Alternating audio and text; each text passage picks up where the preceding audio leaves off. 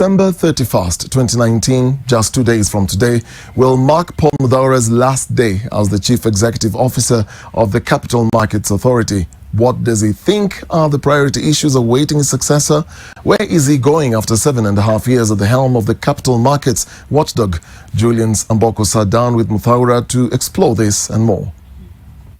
For the persons to succeed you, what are the key elements in their entry from your perspective that this is really agenda number 1, 2, 3 that should be on the priority list in terms of steering the CMA going forward? And really, what do you feel is the next frontier, I could say, for the Capital Markets Authority in this country? The top line critical issues are: 1, product uptake. So much has been done on market diversification. Now we need to support uptake. Secondly, it's how we're utilizing technology to really move the market to the next level of efficiency, transparency, and vibrancy. Next, it's looking at how we're supporting credible and strong market infrastructure. You know, it's been a long process, but one of the things I'm most pleased about is the rollout of the new systems of the NSE and the CDSE. You have completely new trading systems, completely new settlement systems that are world class, that have been allowing for the increased vibrancy and activity of the market. I want to talk about the growth enterprise market segment. And this is a segment which is supposed to stimulate the listing of the small, medium-sized entities.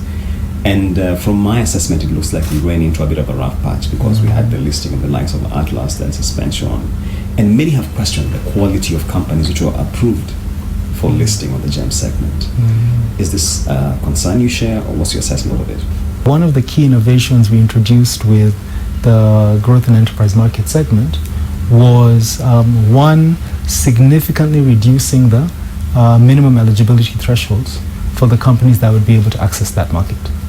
Now, that had the benefit of creating access for medium and smaller sized entities to be able to access the market that otherwise would not be able to do a full listing on the main market.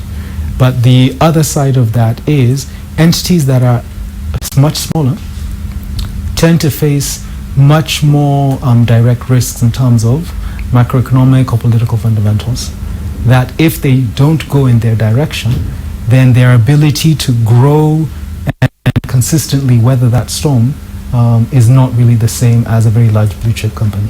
So those are some of the challenges we've seen with the GEM segment. Paul, I have to ask you this question.